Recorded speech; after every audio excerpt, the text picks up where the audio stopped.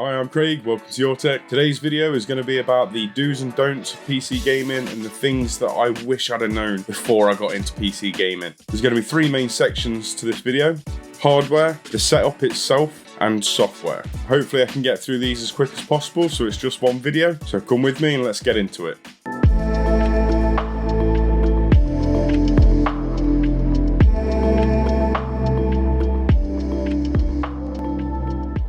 The things I wish I'd have known about hardware before I got started. Now, I could talk about this literally all day long, but there's a few key points that I wanted to get across. Know what it is that you want out of your gaming system before you buy it. Before you even start ordering parts, know exactly what it is you want. I made a massive mistake when I first got into PC gaming and I got myself a gaming laptop, and it was the worst decision that I could have made. I thought that the mobility of a laptop was important to me, but once I realised that I actually had space where I could put a desk and I could put a gaming system, very quickly I realised I'd made a mistake. So I bought the gaming laptop, I realised how loud it was, how hot it was, and how it underperformed in comparison to the desktop. I had the laptop for a couple of days, sent it back, and started ordering parts to build my PC. Best decision I could have made. When you're buying your parts or you're looking for a pre-built to get into gaming, a balance system's really important. You've got to make sure that you're not going to be bottlenecking CPU or bottlenecking GPU when you're gaming. If you're getting into gaming and you're looking at an entry-level system, as long as you've got 16 gigs of RAM, absolutely fine. Mid to high end, you should be looking at a minimum of 32 really. Any more than that is just a nice to have, and it's what people will throw around for future-proofing the peripherals. So we're talking about a mouse, keyboard, speakers, and your monitors. So your monitors are the most important thing in my opinion. You need to pair your monitor with your graphics card as best as you can. If you're getting a 4070, 3070, you want to be looking 1440p. Same with the 7700 XT and maybe even the 7800 XT. Around 144 Hz should be fine. You can go higher than that if you want to, if you like esports titles and things like that. Any graphics card that's over that spec, so you're talking the 7900 XT or the XTX, 4080, 4080 Super, 4090, they're 4K cards. If you're going to get a high-end graphics card that's that powerful, you really want to pair it with a 4K monitor. With monitors, there's some incredible budget monitors out there now. Curie, I think, is one of the ones that have been doing the rounds recently. They seem like they do fairly decent monitors for the price. I seen a David Does Tech video not long ago about the Amazon Basics monitor, which is, by the looks of it, really good for the money. As long as you've got a decent pixel response time, decent max frame rate that your graphics card can take advantage of, and it's the right resolution, you should be pretty much good. Check reviews and stuff like that, so don't end up with a panel that's got excess ghosting or flickering or issues with backlights and stuff like that. Keyboard and a mouse, a lot of this is subjective. I made a big mistake when I first got into gaming and I got myself a cheap ADX mechanical keyboard, and it wasn't brilliant at all. It worked fine, it just sounded and felt bad. And whilst I had some awesome times using that keyboard, and it was a corner I had to cut at the time because I didn't have the money for a better keyboard, it got me through fine. But once I'd upgraded and I got my Corsair keyboard that I've got now, I realised how bad that ADX keyboard was. I had it for 6-7 months, the buttons wore out, not a massive issue, but it just looked bad. And the sound of the switches was awful. If you can afford it, there are some amazing budget mechanical keyboards out there, but when it comes to keyboard, mouse and headset, try and stay away from them peripheral bundles for like 30-40 quid that you see. They're just not good. The headset won't be comfortable, the keyboard will sound like trash, and the mouse will barely work in my experience. The mouse is probably the most subjective thing, because a lot of that's going to come down to what games you play and how much you want to spend. So myself, I started off with the DeathAdder V2 from Razer, and it's a fine mouse, it's a brilliant mouse for what it is, but it was way too big for my hands. I don't have big hands at all, and I wish I'd have tried it out before I bought it. There's not that many places in the UK where you can actually go and try mice out, try your mouses out. I'm not sure how you say that. Is it mice or mouses? I don't know. But there's not many places where you can go and try them out.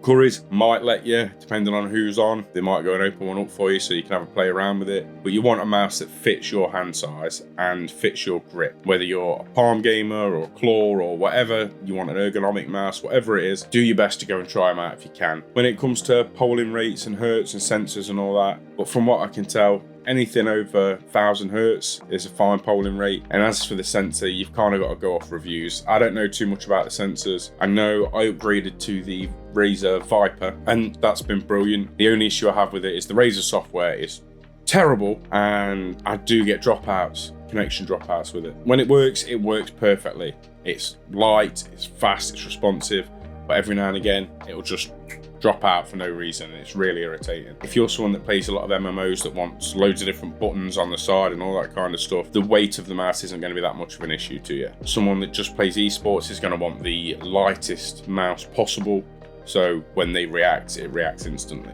Headset, reputable brand, fits comfortable, is adjustable, and then you've got your subjective qualities of whether or not you want a mic included, whether you want it wireless or you want it wired. Some people prefer wired, some people prefer wireless. It's kind of down to you. Myself, I'd always recommend SteelSeries headsets. I think they're fantastic. They're comfortable. The software's okay. There's a few issues, but nothing major, and it just works and sounds fantastic. The main thing that I wish I'd have known when it came to hardware when I first started PC gaming was not to cheap out on the things that are important to you. And the last thing I'll say on hardware is if you're building a PC or you're buying a pre-built, ensure whatever PC you're getting, it's got plenty of airflow for your components and it will perform at its best, at its coolest. Try to limit yourself away from these solid front panel cases. If it's something like the fish tank cases, they're fine. They've usually got big feet on the bottom, they draw the cold air in through the bottom or through the side and exhaust it out the top. But when you've got PC cases that are your standard shape, similar to mine, but it's got a solid front panel with nowhere for the air to get in or out, stay away from them. You're just going to choke your components, they're going to overheat, you're going to have to do more maintenance on them than you would have done just getting a mesh front. I think that's about it for the hardware. There's not a lot else to say. Shop smart. If you've got friends that are already in this space, ask their advice. Have a look at YouTube videos of what people recommend and don't recommend, and just do your research first. The chances are if you're getting into PC gaming, you're going to be spending a lot of money on your setup. The next section is setup.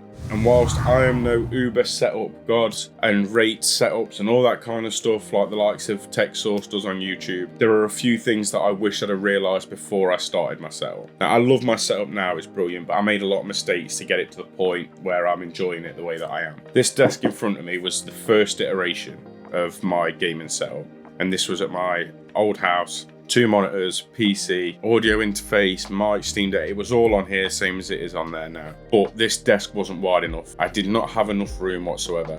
I like sitting quite close to my desks. I've got the monitor in front of me so that I can see everything properly. And I just ended up hitting things with my mouse or my keyboard having to be too far away and being at a weird angle. It just wasn't big enough desk for me. I'm quite a wide individual, so my hands are quite wide, like far apart when I'm gaming anyway. And I wish I'd have realised, I wish I'd have planned it better. The main takeaway from this is going to be plan your setup. Work out how much space you have that you can use. Measure it out. What's the biggest desk you can get in there? Do you want any storage with that desk? Do you want to get yourself some Alex drawers or something to go underneath them? Do you want to have a cabinet next to it or a bookshelf next to it where you can store things? Plan your setup to the best of your ability as much as you can. Where your computer's going to go, where your monitors are going to sit. How much space do you need for your mouse? How much space you need for your keyboard? Is it a full size keyboard? Is it 10 keyless? Work all that out, plan it as much as you can, draw pictures, take measurements, whatever it takes, so that when you set your PC station up, when you set your gaming PC station up, it all makes sense, it's all organized, it's all ergonomically right for you. I didn't do this, and I ended up going through 3 desks until I got the Magnus desk, which has been perfect for me, and I went through 4 or 5 chairs, which I'll come on to in a minute, before I got the Secret Labs chair. So I mentioned desk. The biggest thing for me with desks is make sure you're getting a desk that's big enough for you. I didn't twice. Was it 3 times? No, that's my 3rd desk. So twice I got it wrong. I got a desk that wasn't long enough, and then I got a desk that was long enough but wasn't deep enough, and eventually I got the Magnus desk, which is the perfect, near enough perfect dimensions for me to sit at and game comfortably with enough space to do everything I need. Try as best you can to work out how big of a desk you need. It will save you so much hassle down the line of having to redo your setup, take everything down, take your desk down, put your new desk back up, put everything back onto it, cable manage it all again. It can be an absolute nightmare. And apart from the desk, the most important thing with setups for me is your chair. Don't cheap out on your chair. Just don't do it. I swear I went through 4 or 5 gaming chairs or office chairs before I bit the bullet and went, no, I'm treating myself. I'm going to get a Secret Labs chair. Let's see if this makes it any better. It has been the best purchase I've made for my gaming setup, even better than the desk. I can sit in this chair for 8 hours a day working and I don't get numb arse, I don't get leg cramp, I don't get backache, nothing. It is as comfortable as you like, it's supportive, it's fully adjustable, and this cushion's, oh, it is so nice. It's better than the cushion I fall asleep on. Don't cheap out on your chair. The last thing you want is to create an awesome PC setup, enjoying your games, and you get backache or you get a numb arse and you don't want to be sat there anymore. And that's the worst thing that can happen when you've spent all this money and all this time making your setup. You can get incredibly good ergo chairs for around 150 quid from Currys, Argos, Very. All of them have some amount of ergo chair for around 150, maybe 175 pounds. And even on the cheaper end, the cheaper ergo chairs for like, I don't know, 60, 70, 80, 90 pounds, they're absolutely fine and they will do. But stay away from them cheap, horrible, racing unlike gaming chairs that are like 40 to 100 pounds. They are a rip-off. They are not comfortable. They're not fully adjustable. The lumbar support is basically non-existent. And if you're like me and you're a bit of a wide boy, the sides of them cut into your stomach rotten. They're not good. I could not recommend them to anyone. Stay away from them. Get yourself a cheap ergo chair or a middling office chair, or if you've got the money and you can afford it, I can highly recommend Secret Labs. I can highly recommend Noble chairs. I've sat in Noble chairs. They're really comfortable as well. Just stay away from the really cheap gaming chairs. You won't have a good time and it will ruin your setup and it will ruin your experience while you're gaming.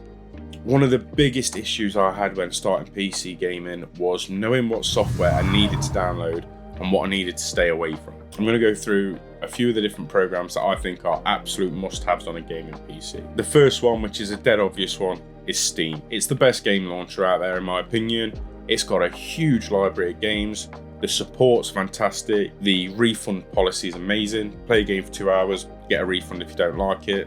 Really like that. The Steam hardware survey I find dead interesting. I love scrolling through that when that happens. The social features that come with Steam are great. Steam chat and stuff like that, while not perfect, I love how the friends list is and how easy it is just to send someone a message. The Steam overlays are brilliant, dead responsive, never really had an issue with them. Second game launcher that I think everyone should have installed is Epic Games Launcher. It's not the most amazing game launcher. Its social features are very limited, but you get free games on it, and that's more than worth it. And there are some games you can only play on Epic. If you're into Fortnite and things like that, I believe that's only on Epic. Correct me if I'm wrong. Myself, I bought PC Building Simulator 2 because doing it in real life just wasn't nerdy enough for me, so I went and did it on a computer game for hours and hours and hours on end.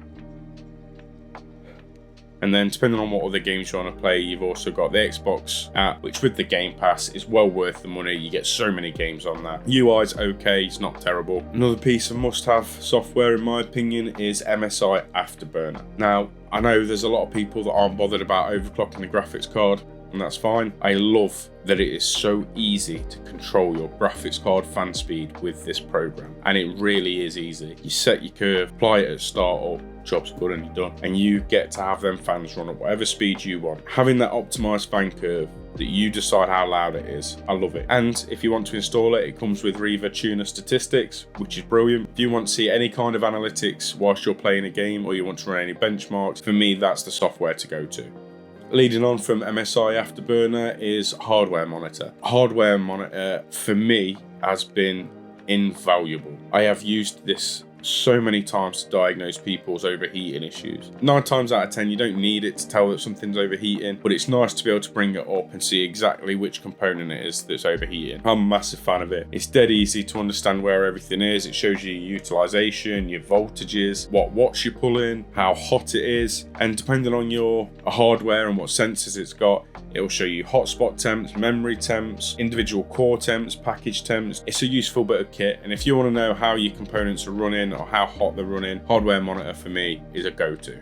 Next one's probably going to be a bit of an obvious one, and that is Discord. If you are into any of the social aspects of PC gaming, or you want to know anything about a particular game or a particular company, not just that, Discord has an endless amount of forums that you can join, and it is a great platform for talking to your friends. Now, don't get me wrong, it doesn't give you the best sound quality and the best video quality and stuff like that when you're streaming games or video chatting and stuff like that, but it is good enough and usable enough that you won't really notice. I'm a big fan of Discord, and it's another thing that when it comes to PC gaming, it's a must-have install for me, just to ensure that you can communicate with your friends and stuff like that when you're playing. Haven't got to worry too much about in-game chat. And the last piece of software that I think is an absolute must-have for PC gamers is not what you'd expect. The software that I'm talking about is Wallpaper Engine. Now, I know a lot of people have this installed anyway, but I wish I'd have known about Wallpaper Engine a little bit sooner, because the amount of awesome backgrounds that there are in that program is amazing.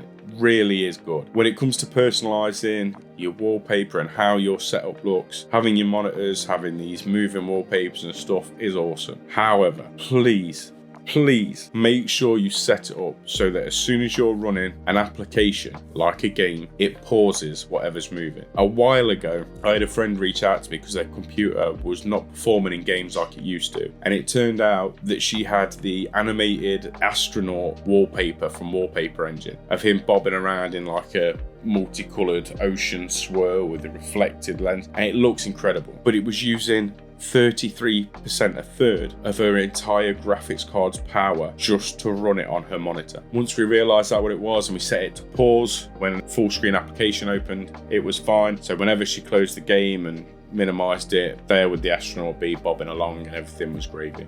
So we've talked about what software you should download. Now let's talk about what software you shouldn't have on your system. The big one for me is antivirus, specifically Norton and McAfee. They are awful.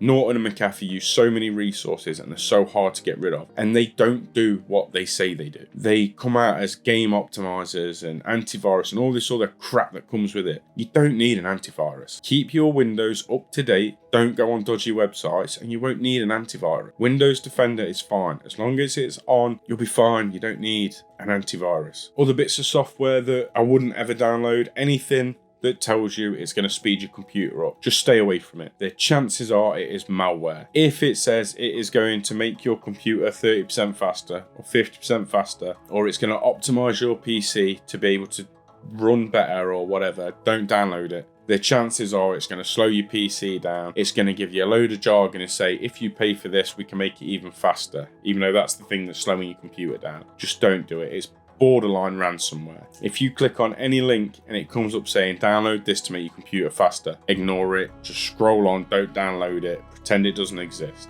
There's a few other programs that are going to be honorable mentions here. CC Cleaner or C Cleaner, I can't remember how many C's are in it now. Wicked little program. The free version's plenty, download it, do your registry fixes, get rid of your temporary internet files. It's a really good little piece of software. Just don't keep it installed. Install it, use it, uninstall it. Don't leave it on there running in the background and giving you pop-ups about this, that and the other. There's no point. Install it, use it, get rid of it. And the same with Malwarebytes. That's exactly the same thing. Download it if you're worried about something. Do a scan, make sure everything's cushy. If it is, uninstall it, get rid of it. Don't just leave it in the background, sucking up your resources. And I think that's everything. If there's anything that I missed, please let me know. I'm sure there is loads of things that I missed. If you like the video, leave me a like. Please subscribe to help support the channel and to get notifications when new content comes out. And I shall see you on the next one. Bye.